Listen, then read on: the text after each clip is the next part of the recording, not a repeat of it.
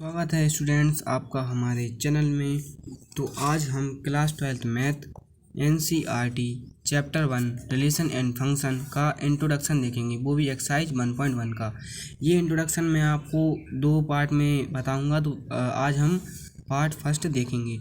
तो देखो स्टूडेंट्स, क्या है कि हमारा क्लास 12th का जो चैप्टर फर्स्ट है ना, रिलेशन एंड फंक्शन, तो उसमें एक्सरसाइज 1.1 में हमारा इस्तेमाल होने वाला जो सबसे ज़्यादा हमारा इस्तेमाल होगा वो होगा हमारा रिलेशन का। तो इसलिए सबसे पहले हमको ये समझना ज़रूरी है कि रिलेशन आखिरकार होता क्या है। ठीक है, तो सबसे पहले हमको ये समझना ज़रूरी है कि रिलेशन आखिरकार क्या होता है। तो देखो, रिलेशन को मैं एक डेफिनेशन में आपको डिफाइन करूँ तो एक छोटा सा एक सिंपल सी डेफिनेशन है क्या कि in English the term relation means to link two objects having some recognisable connections. मतलब रिलेशन इंग्लिश की टर्म में हम देखें तो रिलेशन क्या होता है कि रिलेशन एक लिंक है दो ऑब्जेक्ट्स के बीच में, और उन दो ऑब्जेक्ट्स के बीच में जिन पर कुछ ना कुछ रिकॉग्नाइजेबल कनेक्शन होता है। मतलब रिकॉग्नाइजेबल मतलब होता है पहचानना या फिर पहचान। तो रिलेशन क्या होता है कि रिलेशन वो लिंक है टू ऑब्जेक्ट्स के बीच में, और वो टू ऑब्जेक्ट्स के बीच में जिन पर कुछ ना कुछ रिकॉग्नाइजेबल कनेक्शन होता है। जैसे कि हम कह दें क्या कि father son, husband wife, brother sister etcetera हो सकते हैं। क्योंकि फादर है, मान के चलो फादर हैं ये, ठीक है, फादर हैं ये मान के चलो, तो इससे ना सन से भी कुछ रिश्ता होगा इनका, ठीक है, क्योंकि फादर सन का एक रिश्ता होता है। ठीक है, तो ये क्या हो गया हमारा, ये हो गया हमारा रिलेशन, ये हमारा क्या हो गया रिलेशन। ठीक है, ऐसे ही ब्रदर मान के चलें, ये अपना छोटा भाई मान चलें या फिर छोटी सिस्टर मान चलें, तो ये ब्रदर सिस्टर में भी क्या हो गया रिलेशन। और अगर हम कहें कि हस्बैंड वाइफ, तो हस्बैंड वाइफ में भी क्या हो गया रिलेशन। इसी तरह से हमारे मैथ में भी रिलेशन होते हैं। वो मैथ में रिलेशन कैसे होते हैं मैं आपको बताता हूँ। जैसे कि in terms of math relation कैसे होते हैं मैथ में कि 5 इज़ स्मॉलर देन 10। तो देखो ये वाला साइन है ना, ये हमको एक रिलेशन की तरफ इंडिकेट कर रहा है। ये वाला साइन हमको रिलेशन की तरफ इंडिकेट कर रहा है। अब वो रिलेशन कौन सा बता रहा है, इन दोनों नंबर में हमको कौन सा रिलेशन बता रहा है। ये वाला साइन हमको रिलेशन बता रहा है कि 5 इज स्मॉलर देन 10। तो 5 जो है ना 10 से छोटा है, तो ये स्मॉलर जो है ये हमारा रिलेशन है। तो ये हमारा रिलेशन बता रहा है ये वाला साइन। तो मैथ की टर्म्स में रिलेशन कैसे होते हैं कि 5 इज स्मॉलर देन 10, कि मतलब 5 10 से, जो 5 है वो 10 से छोटा है, स्मॉल है। या फिर 21 इज़ ग्रेटर देन 1, तो 21 जो है वो ग्रेटर है 1 से। तो ये हमारा मैथ की टर्म में रिलेशन हुआ है। जैसे कि वैल्यू ऑफ √5 इज़ 5, तो ये हमारा मैथ की टर्म में रिलेशन हो गया कि हमको ये साइन के मीडियम से, साइन के माध्यम से हमें बताता है इसका रिलेशन क्या है। ठीक है, तो यही हमारा रिलेशन कहलाता है। मैथ के टर्म में हमारा रिलेशन यही कहलाता है कि 5 इज़ स्मॉलर देन 10। तो मतलब ये कुछ ना कुछ हमको बता रहा है कि 5 जो है ना स्मॉल है 10 से। तो ये हमारा एक तरीके से रिलेशन हो गया।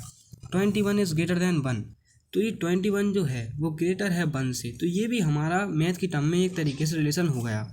और वैल्यू ऑफ √25 इज़ 5, तो जो √25 की जो वैल्यू है वो 5 है। तो ये भी हमारा एक मैथ की टर्म में रिलेशन हो गया है।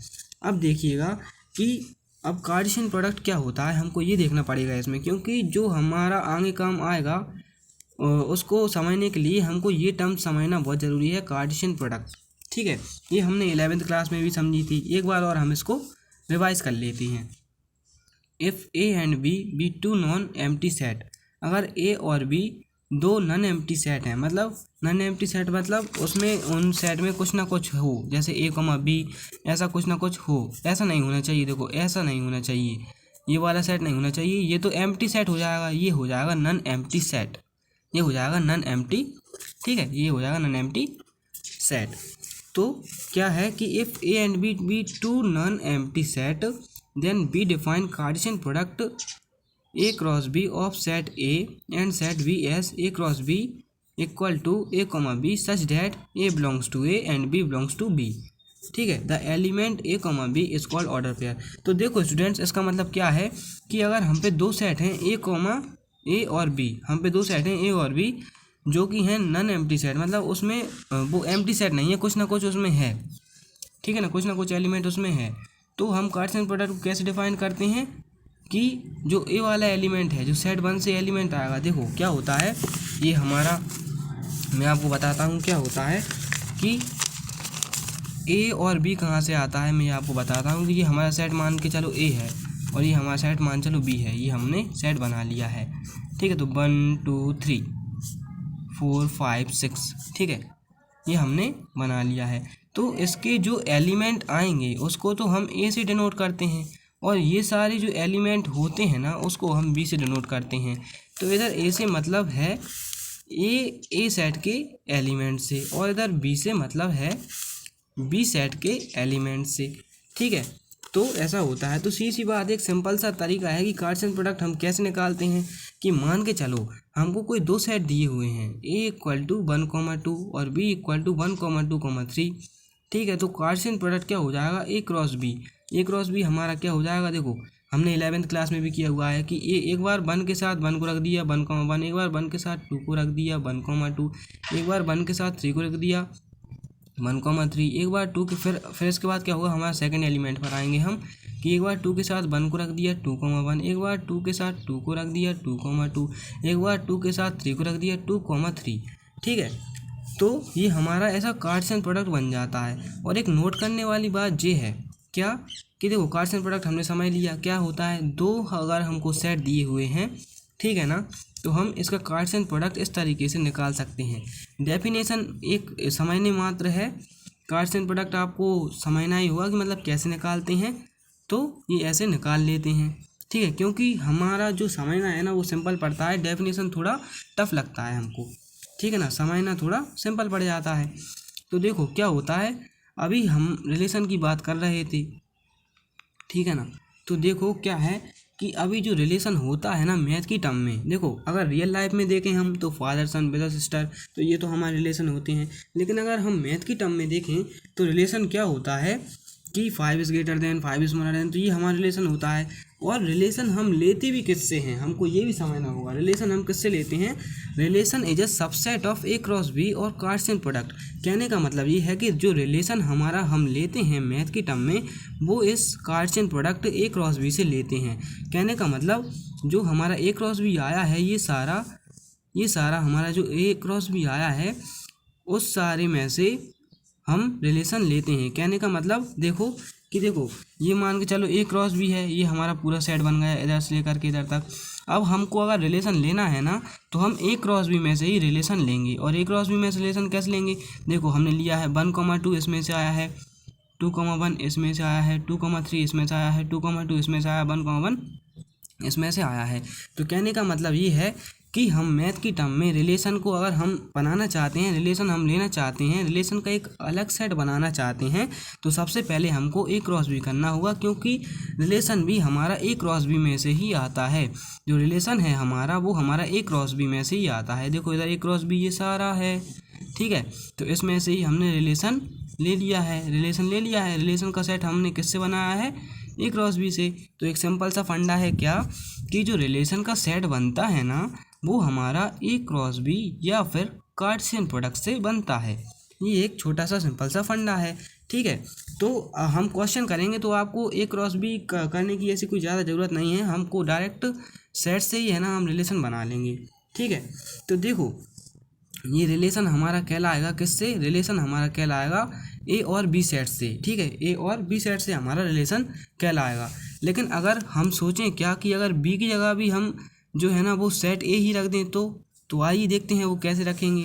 तो देखिएगा कि अगर हम देखें कि relation from A to B is the subset of A cross B, ठीक है। ए क्रॉस बी का सबसेट हो जाता है, ये हमारा सबसेट का साइन होता है, ठीक है। देखो ये हमारा सबसेट का साइन होता है, ठीक है, ये हमारा जो है ना सबसेट का साइन होता है। इस तरीके से हम ये भी कह सकते हैं क्या कि जो रिलेशन होता है ना वो ए क्रॉस बी का सबसेट होता है। रिलेशन होता है वो ए क्रॉस बी का सबसेट होता है, क्योंकि देखो ये पूरा है, इसका सबसेट हमने ये रख लिया है। 11वीं क्लास में हमने सबसेट की डेफिनेशन भी पढ़ी थी।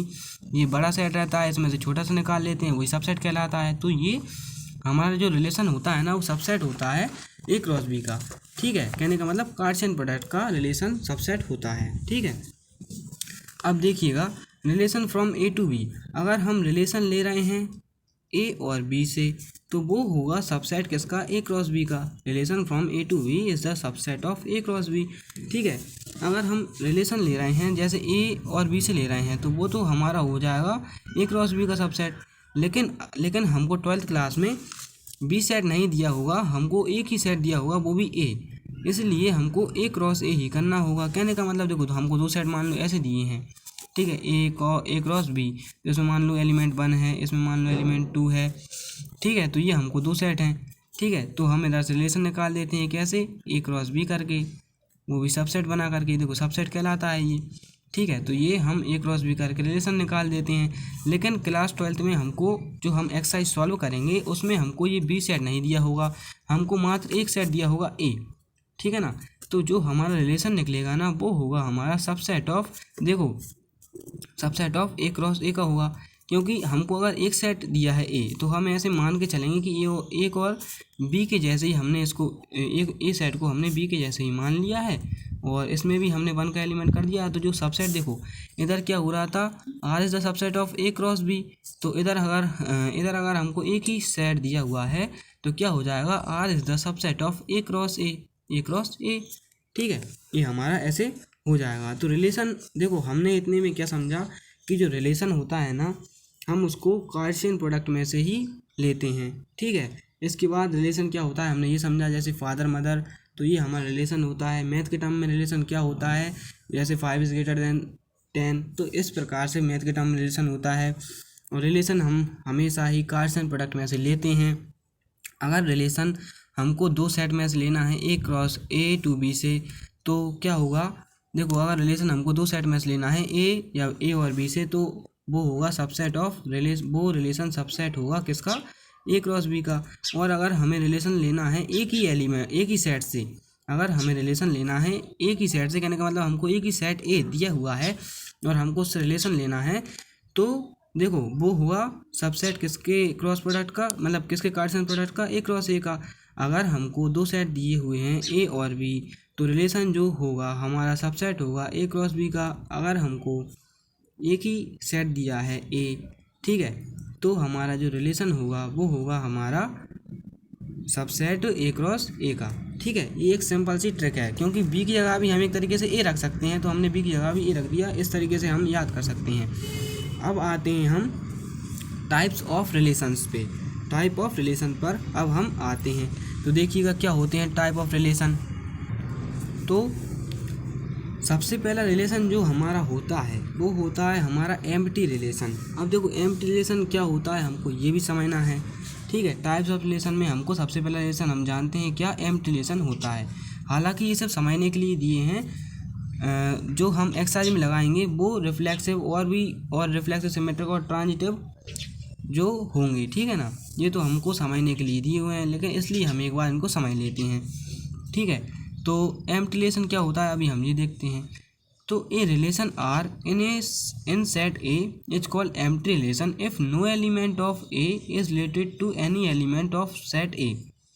देखो इधर ये लाइन क्यों दी है, if no element of set A is related to any element of set A. देखो क्योंकि ये इसलिए दी है ये लाइन, क्योंकि हम पर सिर्फ सेट ए ही होगा, इधर पर हम पर सिर्फ सेट ए ही होगा। देखो ये हमारा सेट ए होगा इधर। ठीक है, जैसे इसमें मान के चलो 1 2 3 एलिमेंट हैं, ठीक है ना।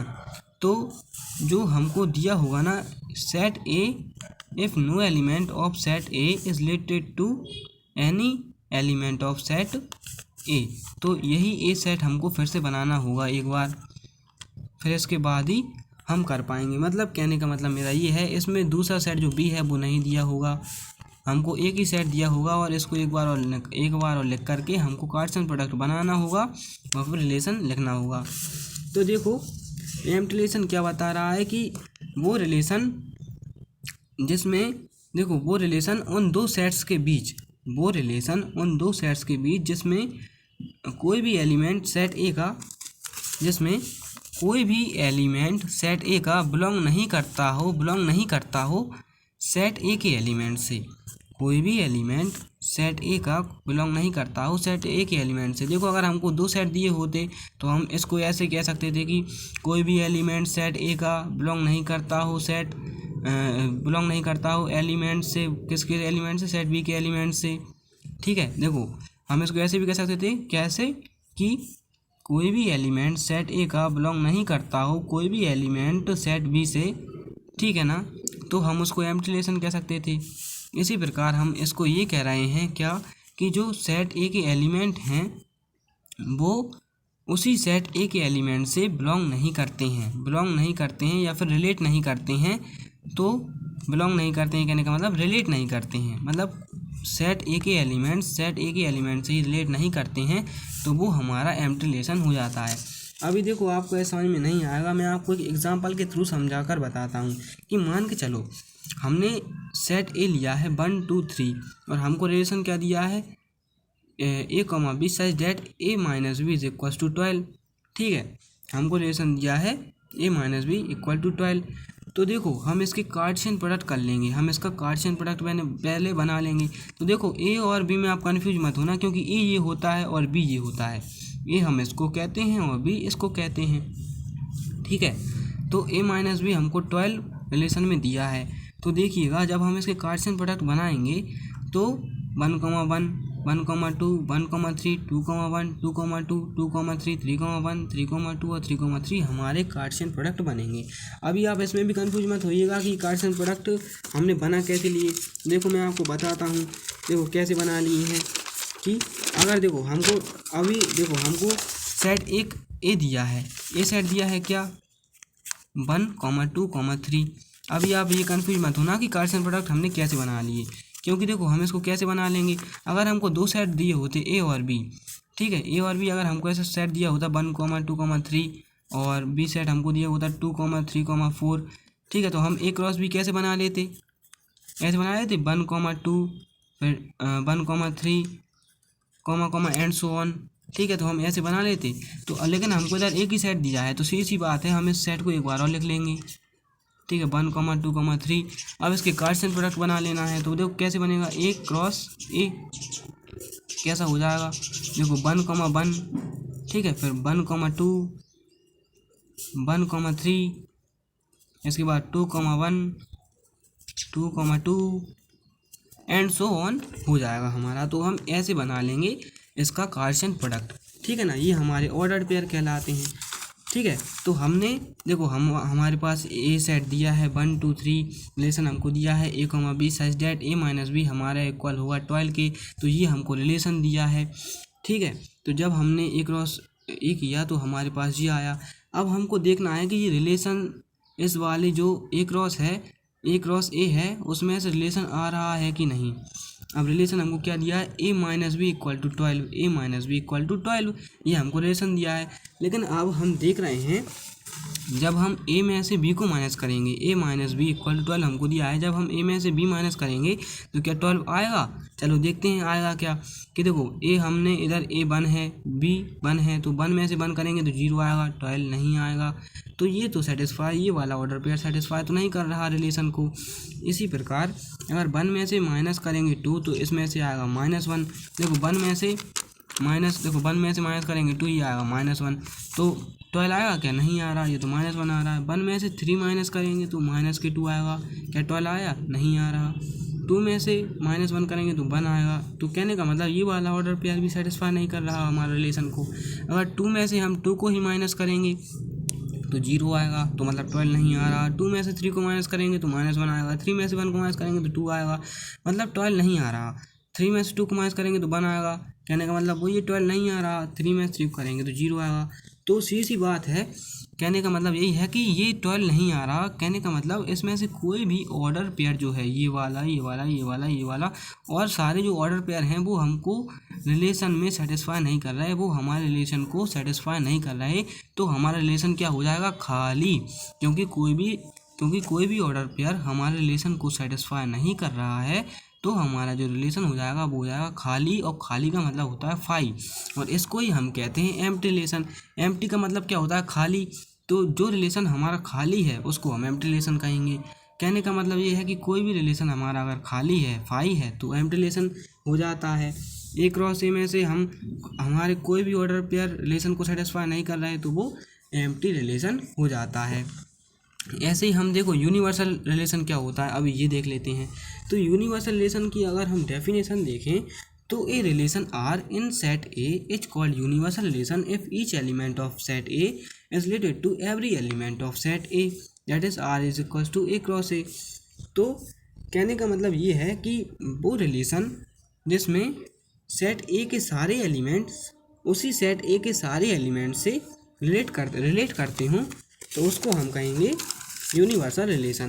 देखो कहने का मतलब मेरा ये है कि वो रिलेशन आर जिसमें सेट ए के सारे एलिमेंट उसी सेट ए के सारे एलिमेंट से रिलेट करते हों उसको हम कहेंगे यूनिवर्सल रिलेशन। जैसे मान के चलो सेट हमारा ए ये है, क्या है 1 2 3, और ये भी सेट हमने एक और जो है फिर से लिख दिया 1 2 3। तो जो सेट ए है उसके सारे एलिमेंट खुद ही अपने खुद के ही सेट ए से मतलब जो है रिलेट करना चाहिए, तो वो हमारा क्या हो जाता है यूनिवर्सल रिलेशन। तो उसके लिए देखो मैं आपको एग्जांपल बताता हूँ कि let A is equal to 1, 2। मान के चलो ये हम पर एक कोई सेट है, ठीक है, और हमको रिलेशन क्या दिया है a, b such that a plus be greater than 0। ये हमको रिलेशन दिया है कि a प्लस बी जो हमारा आएगा वो ग्रेटर होगा 0 से।